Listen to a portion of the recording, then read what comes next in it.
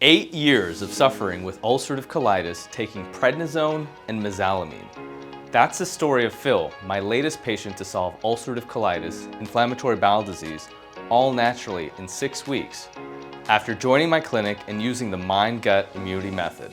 Lots of valuable information here about how the program works. You're not going to want to miss this.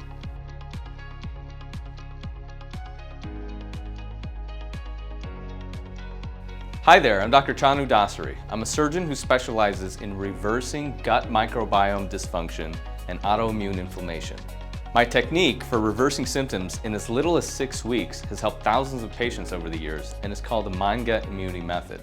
If you'd like to learn more, visit mgiclinic.com and request a discovery call. Now, in this upcoming video, you'll meet Phil, an engineer who had suffered for 8 years with ulcerative colitis prior to enrolling in my clinic.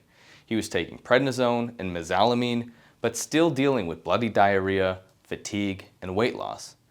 Despite his initial skepticism, Phil signed up for the program as a leap of faith, and I definitely had to earn his trust in the beginning. But after he started to see results, he became more confident in our methodology. Here you'll see me and Phil having a discussion over video conference about his progress at 3 months. He was happy to announce to me that he had a normal fecal calprotectin level of just 22. And at this point, he's totally symptom-free and has been off all his medications, including steroids, for more than 6 weeks. And these results were achieved using the mind-gut immunity method, an approach that optimizes diet, digestion, sleep, stress, and exercise to achieve a healthy gut microbiome and reverse epigenetic triggers of inflammation. He not only managed to solve his inflammatory bowel disease, but also improved his weight, strength, and resilience. So let's get started. All right, Phil, how you doing? I'm good. I'm good. So How we're are in you? month 3, right? Yeah. Just about. So give me some updates. How are you feeling? Like what's been going on? I've been feeling really good.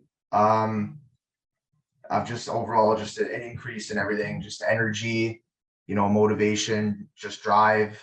I feel like I've got my personality back almost, 'cause back when I was flaring up is it's kind of devoid of everything. All I want to do is just lie down motionless on my couch or bed really. But yeah, I'm feeling great now. And yeah, I'm just excited to move forward and in my healing process. That's great. And you got Yeah. some labs back recently, right? Yeah. Your fecal calprotectin level, right? Yeah. That's now normal. Yeah. Right? 22, I believe the 22. number was. Yeah, Yeah. 22. That's amazing. And all your inflammatory numbers look like they're well within range. So that's amazing. Yeah.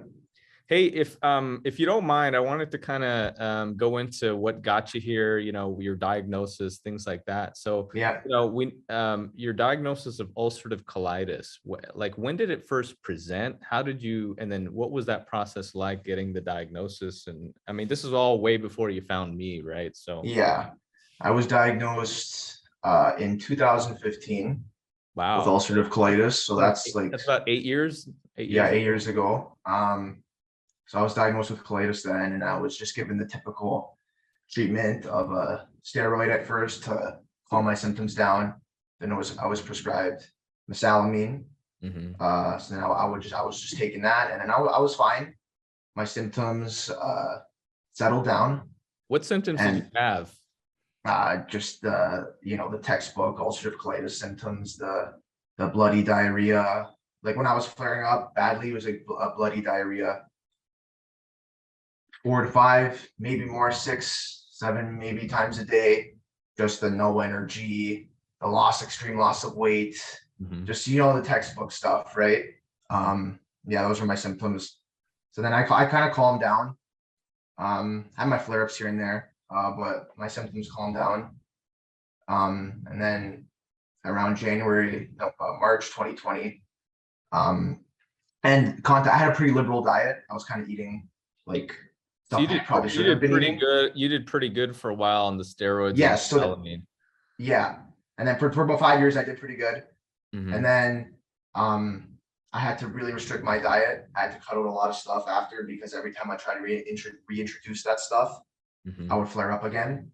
So my diet was really cut down. So then from 2020 till 2022, that's what I was on. I was on a very strict diet. I would have 3 or 4 different foods. That's it. Wow. Then I got into a really bad flare up this Christmas, Yeah. 2022 in December. What a That, time, right? that's around the time you contacted me, right? Yeah. My dad actually sent me a video of yours on YouTube, Yeah. and we looked into it. And this flare up was bad, and this kind of sparked fire in me. I was like, you know what, like I've had enough of this. Like I want to really heal myself, and not just kind of paper over the cracks of my symptoms. I want to go see like discover the root cause of why this is happening. Because I was like, I can't do this anymore. I have a full-time job now. This is interfering with my you work. work as a mechanical engineer. I mean, it's a pretty, Yes. I mean, it's not like it's a pretty stressful kind of a job, right? I mean, Yeah. technical. Yeah.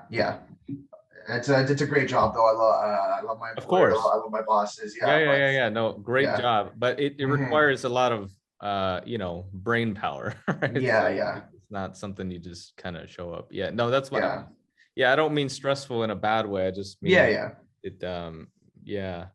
So that was around Christmas, and I guess so. Here, I've got a couple questions. When we first reached out, I think Mhm. you were skeptical, Yeah. right, of this whole process, right? Mhm. Tell me what was going through your head when you were like contacting me. Was it just like kind of like, well, like tell me what was what your reaction was.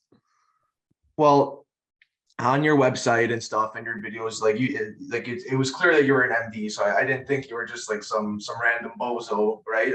You obviously were a qualified doctor and a surgeon and stuff, but there's just that natural skepticism, like can this really help me? There's a lot of self-doubt because like the nature of Crohn's colitis, like all these IBD, irritable bowel diseases, it's just like the flare up comes, it gets better, and then it comes again. And so for me, in my case, it kind of just bred like a self doubt of like, will I really get better, or am I just gonna flare up again? So I was just naturally skeptical, but I was willing to take a risk because when I was sick and tired of this. I was like, I don't want to. Like I don't want to go through this again. Like I had to stay at home for Christmas, for family Christmas. I couldn't go out on New Year's Eve with my friends. It was just horrible. So I took the leap of faith, I guess. Got in contact with you, signed up for your program, and we're here today, I guess. So yeah. And even after you signed up, you were just peppering me with questions. Yeah. It was just like nonstop. I was looking through some of our old text messages. Yeah. I'm literally counting like hundreds of texts in the first week alone. It was I know. And I think we were on the phone like 3, 4, 5 times a week that first week. Yeah, at the beginning it was like 3, 4 times a week. Yeah, I think a lot of I think you appreciate it now, right? Because like we talk like now like once every couple of weeks, right? But back then it was really important, right? There's a lot of work that happens in that first month, right? Trying to like get everything in gear. Prior to this, like prior to even starting, did you ever have a discussion with your, whoever was your doctors, right? Whoever was taking care of you, did you ever have conversations with them about what the potential root cause of ulcerative colitis was, or things that you could do to alleviate these sort of inflammatory symptoms? Did you ever have any kind of formalized discussion? No, no, never really. It was just mostly, just I guess the cookie cutter solution that medicine has today. Here are the meds. Let's get labs in 6 months and maybe another colonoscopy, right? That's it. Yeah, there was never really a discussion about the root causes of why this is happening. It was just symptom management more so than trying to see what was actually happening to me or to anyone with an IBD case. But luckily I found you, and we got into these root causes. You have a great course that goes in depth of what the root causes are. What'd you think of the videos? They're very good, very informative. This is like, like 15 modules. How fast did you get through the 15 modules? Was it a lot, or? I got through them in about like a month or so. Like I would watch a couple of videos a day here and there, take notes on them and stuff, and then rewatch them, right? Yeah. And then I think like you also downloaded on day one that there's a quick start guide in there, right? It Yeah. basically gives you a meal planning guide. It gives Mm-hmm. you, like these protocols, supplements, things like that Yeah. are highly specific to the condition, right? Yeah. Did you find that was useful? Because like, I always debated because I figured it would take people some time to get through the videos, but I Yeah. wanted people to start on day one, like the day that they Mm-hmm. signed up. And so where you were able to, I think you were able to kind of get that all together, right? Yeah. Yeah. Yeah. But that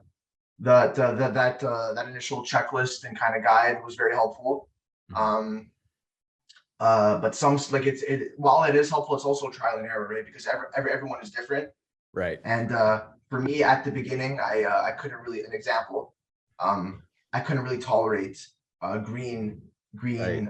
vegetables at the beginning, and that's Mhm. something that's on the checklist. So you Mhm. kind of just gotta test the waters and see what works for you. Yeah. And then once you're healthy and healed, you can eventually integrate even some of the healthy stuff that maybe you couldn't tolerate at the beginning, and start integrating that later on, which is what I did. That's a great point. That's a great point. We have to that starting list is kind of like the eventual goal of Yes. where we want to be. I Yeah. think some folks, like I was just on a call with another one of my patients, and he's just perseverating over not doing everything perfectly, right? And Mm-hmm. I'm like, look, I'm like, listen, man, like you don't have to do any of it perfectly. You just have to do Yeah. some of it and you'll get some Yeah. benefit and then you'll keep like making progress, right? And that's like Mm-hmm. the thing that I was just trying to like, trying to explain was that I've seen much more severe cases, and like Yeah. and they all get better and they are not doing Yes. everything. And I think you'll be surprised. Like there's like, I remember we actually had a call about this. You were like, I can't tolerate this part of the regimen. Yeah. And I said, you can't tolerate this part of the regimen yet.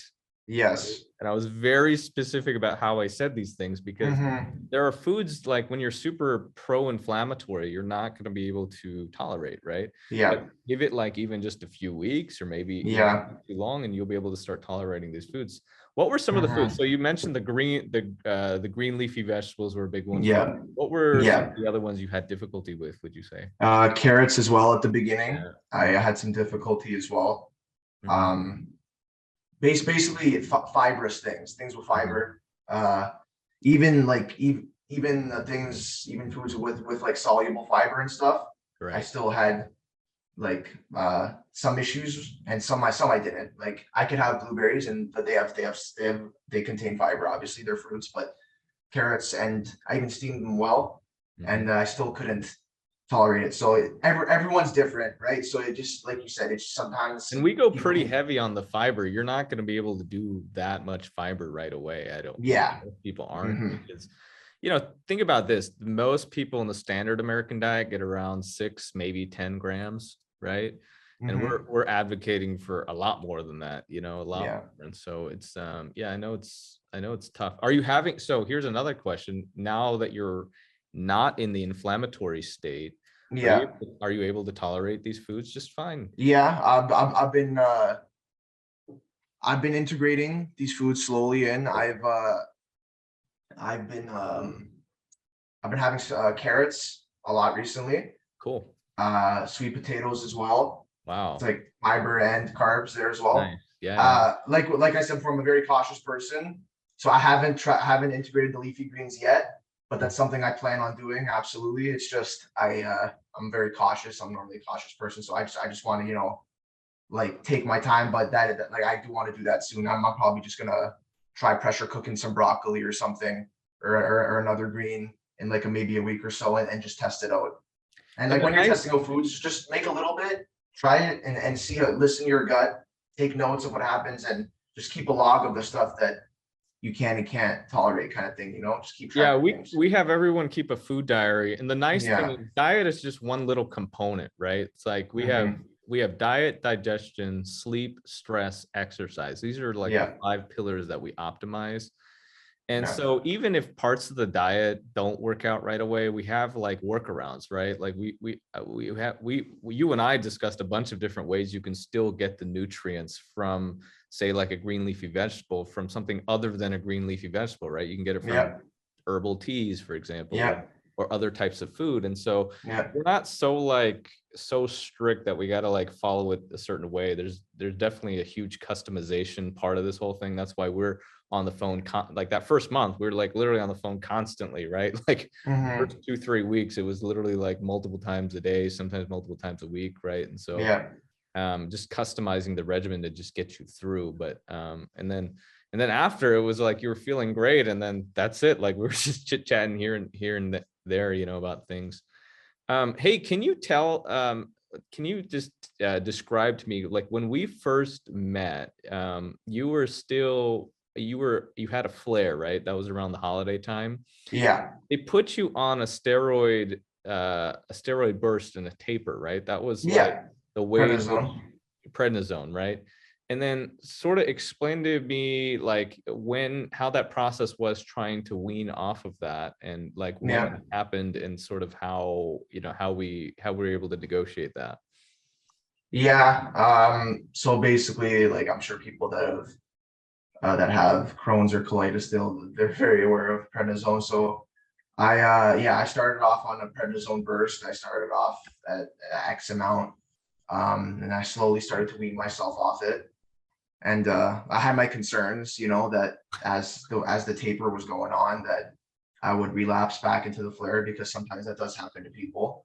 Right. So I had that in the back of my mind, but I was pairing the taper with Dr. Dastri's process Yeah. and the Mind Good Immunity method and stuff. And as the taper slowly happened, week by week, I was down, and next thing you know, I was off it, and I was a week off it, and no symptoms still. And it was just a big relief. It's the fact that I guess you can pair your method with like medication if people are on it, and like slowly wean taper off the prednisone. Like I feel like that's like a plus and stuff. So I get that question quite frequently, because like I have a patient that was on like 3 different immunomodulators plus steroids when I started working with her. And that becomes a question, right? Like, do I have to stop all of my Well, no, if you're already on a certain regimen, right? I'm not pro or anti any type of particular medicine. I'm just like, let's fix the root causes. yeah. And the conversation about medicine, you can have that at any time, right? And so I think people are surprised, right? Because they always have this fear. Like some people, I've literally seen the most severe disease, right? People that come into my office, for example, they need surgery, right? Yeah. So I'm used to seeing people on like 4 or 5 different medications, like all at the same time, like big immunomodulating medications for years and years. And when they start to feel better, right? Like at first you had a lot of questions, but when you started feeling like really good, then you kind of have the confidence to be like, hey, maybe I don't need all this medication. And sometimes, like, I'll be honest with you. So like, there's a lot of doctors, and there's gastroenterologists involved, there's rheumatologists involved, there's all these people involved in the care of a patient. Sometimes the patient has to negotiate with the doctors and say, hey, I'm really feeling good. I really would like to come off this medication. And then sometimes they have to make a choice for themselves, like say, hey, like, I'm just going to like stop, and I'm never someone that advocates for that, right? Because, obviously I'm a doctor, but some people, I would say, like, everyone does really well, right? It's, when you don't have these root causes of inflammation driving the autoimmune disease and making like something like ulcerative colitis worse, then you can come off of the prednisone with confidence, or you can come off of some of the biologics with confidence. And same story with one of my more recent patients. Like, he was on a super high dose of steroids when he started. He stopped it, and then it never came back.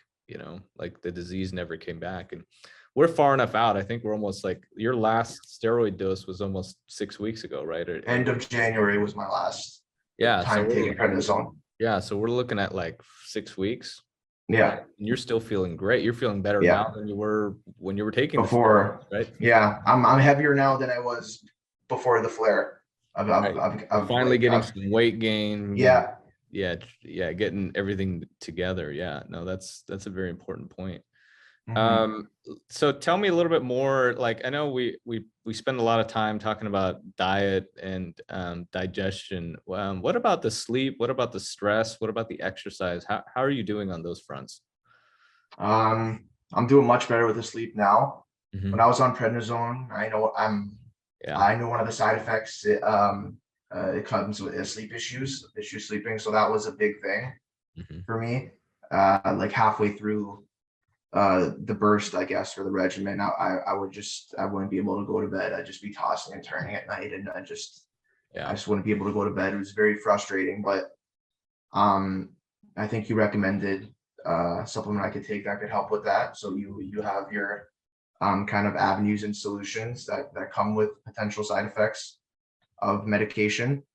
But the sleep sorted itself out after I stopped the prednisone, and when it comes to exercise, when I was very weak, I was just kind of doing home exercises with my body weight, just squats with my body weight and push-ups or just like resistance band exercises. But as I gained more strength and stuff and I put weight on, I got back to the gym. So now I'm working out at the gym 3-4 times a week. And in terms of stress, I've just learned to just kind of manage it. I've never really been like an anxious person per se, but like I think everyone has their daily stresses and stuff. And when you're in a weak state like that, when you're in a flare, things can bother you more than they normally would, I guess. So I kind of learned to just get those under control and just have a goal in mind and just look at that to just getting better, and just and everything will sort itself out. And now we're human beings, like every day has like their own stresses, right? So I'm not gonna say I'm stress free, but I'm feeling really good. I'm working out, I'm sleeping well, and I'm not too stressed out. I'm not as stressed out as I was. I know. I remember when I was at that low point, Speaking on stress, like when we first met, I just remember you were just constantly asking questions, and you kept asking questions. You kept repeating questions about the same thing. And that's a sign, like I know anxiety because I kind of, I've lived with it myself, right? You just tend to like perseverate over the same things, right? Because when you're sick, that's all you can think of. Like, oh my God, I'm sick. Is this going to work? And then you ask that question like a million different ways. Well, is this going to work? Is this going to work? And are you sure? And then you just, I do remember some of it, like, and I guess my response at that point was just trust in this and just give it a little bit of time, because I think your perspective will only change after you start getting, and I told you this, I said, your perspective on this isn't going to change until you start feeling better, right? And then when you start feeling better, then the stress gets relieved, right? And even the exercise thing, I remember us having this conversation that you were like, so drained of energy, how possibly could you do anything? And my response around that time was like, do something, do something, right, to get those, you even said just cardio, just walk for 15 minutes or on a treadmill or something like that. So but I like I said, I am doing just light, and it doesn't have to be like too much. Like you even said, you're like, don't do 40, don't try to do 50 push-ups, like 4 sets. You know what I mean? Just kind of just get your body moving, just get the blood flowing, and like that's a big exercise is a big part of the healing process, right? So that's just basically start at your own pace, and then as you gain strength, just slowly, get back into your normal routine, and you can start weightlifting, which is eventually what I did. I started lifting weights. I'm going to the gym 4 times a week now. So couple other things I wanted to talk about. It's not, it doesn't totally fit into the category of Crohn's, but it is obviously relevant in your case. Those stool studies you got back, the one where the Fecal Calprotectin was normal. You still had a couple abnormal labs that weren't totally related to the Crohn's per se, right? Like, for example, you had the anti-gliadin IgA, which is typical of people with gluten sensitivity or gluten intolerance. Some people call it celiac sprue, right? Depending on how severe it is. And we actually had a very in-depth discussion about like, what does that mean? Because you haven't had any kind of gluten products in recent. I haven't had gluten products since 2020, so 3 years. Yeah, and it's like, why do you still have some of these antibodies that are positive? And I think some of the things to just keep in mind are that these IgA antibodies, the ones that are secreted, they can end up being positive for long periods of time, even without exposure. I've seen them positive, right? Or even small amounts of exposure. And I don't know if they're a great predictor of severity of illness, because clearly you're feeling better, everything's great, right? and you don't have any gluten in your diet currently, but No. you know, this idea of like, could you be sensitive? I think the answer is probably yes, right? Yeah. But we just haven't had a chance to test it out really. We Yeah. just don't know. And then the second thing that came at positive, and this is very, I think this is relevant to ulcerative colitis and Crohn, anybody with IBD, is you had a virulent strain of E. coli, right? At low, I mean, it's not low levels, but it's not like super high either, but it was higher than normal, right? Yeah. Yeah. Take us through, like, I know the beginning of this regimen, we were doing a microbiome reset, right? And basically we use a patented probiotic to try to get those virulent strains out of your system, right? How effective do you think that method was in terms of just like kind of clearing the bad stuff out and bringing the good stuff in? I thought it was very effective, you know. Just kind of you have it on your YouTube videos too. It's just avoiding your bowels multiple times a day. It's kind of a natural way of just cleansing your guts, for lack of a better word, and just kind of just rinsing everything out, giving it a wash, I guess, you know what I mean? And that paired with the probiotics, paired with the laxatives that you mentioned in your YouTube videos. You know, that combination, you know, it helps kind of reset, but you're also planting the seeds per se with these probiotic strains, right? So I feel like that was very effective, and that's how I started.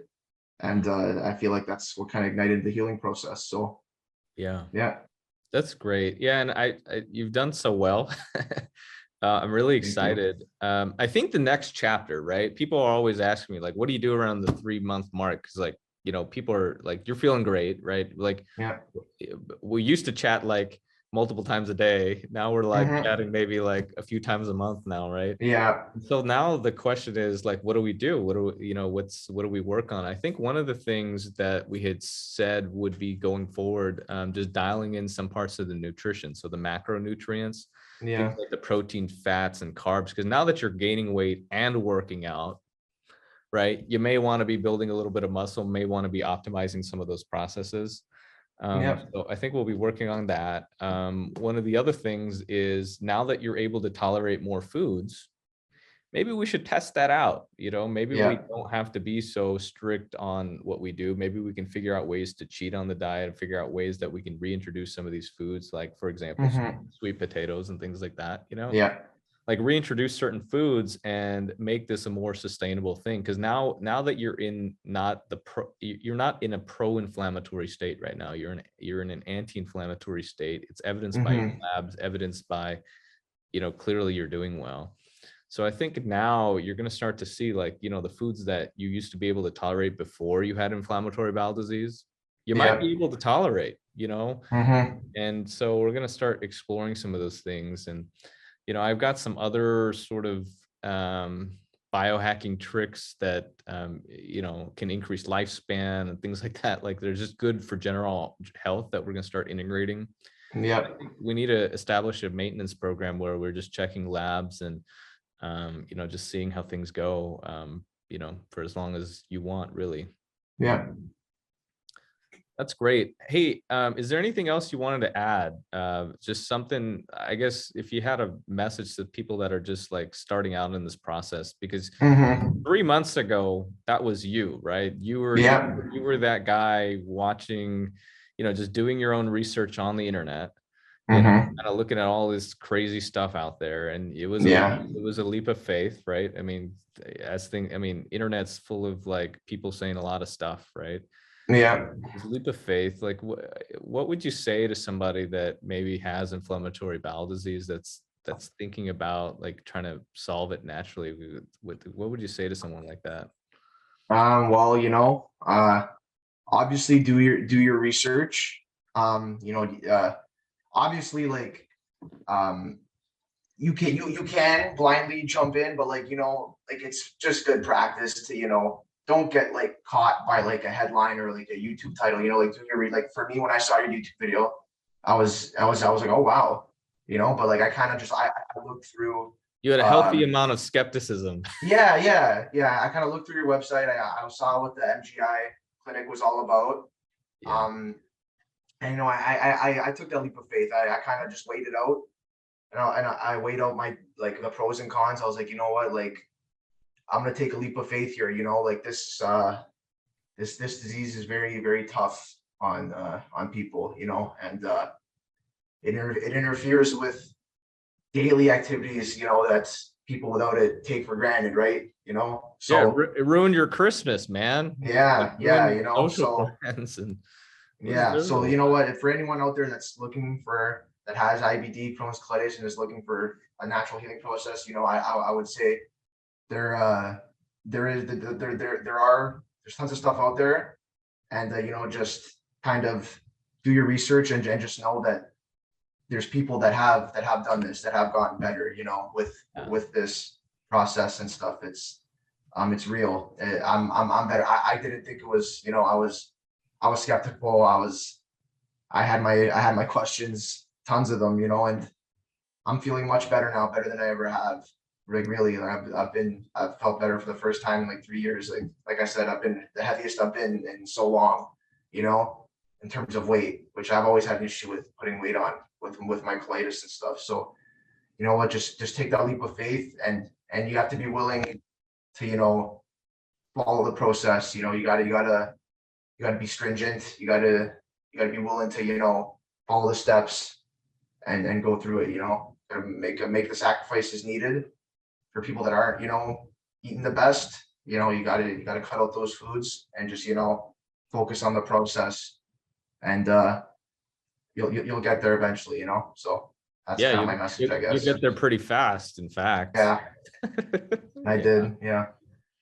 Yeah, I'm my own history with autoimmune and inflammatory bowel. So, you know, I almost take it for granted because in my own world, I fixed my problem almost 15 years ago. And I've seen hundreds of patients get better, like surgical patients and just people that needed just really, you know, tons of medicines. Right. So coming from my perspective, I'm almost like, I know there's going to be like a set timeline if people kind of play along, right? They follow what I have to tell them, right? Like they'll get better. And so the challenge though is that for you, this is a once in a lifetime experience. Like for you, it's like, oh man, I'm gonna be joining this program at, you know, it's your first time doing it, right? And I think that's a lot of what I spend my first month in that program doing, is just kind of guiding folks into like just telling them like how this is gonna fix them, and you know what things we're addressing. And I think the biggest thing is like people don't even you don't even know, like right now you're got so much more energy, so much more productive, you're making social plans, you're doing all kinds of stuff, you're killing it at work, everything's going really well, right? And people don't even get that, like, hey, I can have that, like that's within reach. And I'm not saying years away, I'm talking like weeks to months, right? Like it's within grasp, you know? And I think just giving people that sense of hope and just telling them like, hey, there is a different way, you know, you don't have to just turn to just meds and, you know, or surgery even, right? Or surgery. Yeah. You know, there is another way and you will feel better. And it's not like you'll feel a little bit better. You'll feel completely normal. You know, you'll feel like you did before you had the disease in the first place. Right. So, yeah. Well, I appreciate it. What are you looking forward to the most in this upcoming year? Now that 2023. Well, yeah, you know, now just that you don't have this like big weight, you know. Yeah. You know, I'm just looking forward to, you know, just bettering myself, you know, just being, I know it's generic answers, but you know, just being the best version of myself that I possibly can, because you know, now I'm able to focus on these things, you know. The past like 3 months I was just so laser focused on you know, just getting better and getting out of this flare and stuff, and now I feel like I have the time to direct my energy to other things. You know, I'm going out with my friends again. You know, I'm hanging out with family and stuff. It's just you know, I can just kind of looking forward to just getting my life back, you know, and hopefully, you know, later, I'm not doing it now, but my goal is to be able to eat out with my friends sometimes, just go out to dinner, you know, stuff like that, be able to like travel so I don't have to worry about my diet if I'm like abroad, you know, and stuff like that. Those are eventually goals that I wanna achieve, and I think things are looking on the up in terms of achieving those goals. Not there yet, but I feel as though I am definitely getting there. I'm on the track. I'm on the right track. So We'll get there. yeah. All of those things you will have. You're Mhm. within reach. Yeah. Well, I really appreciate you, sharing your journey with us, and No just, problem. I think it's just a very important thing that, I've started doing this in my practice, is just inviting people to talk about, the whole experience. So I really Yeah. appreciate it. And yeah, I guess we'll just end on that note. Yeah. Yeah. Thanks. Thank you for your time, doctor. I appreciate it. Yeah, of course. So I hope you enjoyed this segment. If you made it to the end, that was a pretty long session with useful tips and helpful lessons. Also, if you enjoyed my content, don't forget to like and subscribe. And if you think this video will help someone you know, please be sure to repost a link to this video. As always, I'm Dr. Chanu Dasri with the Mind Gut Immunity Clinic, and I'll see you next time.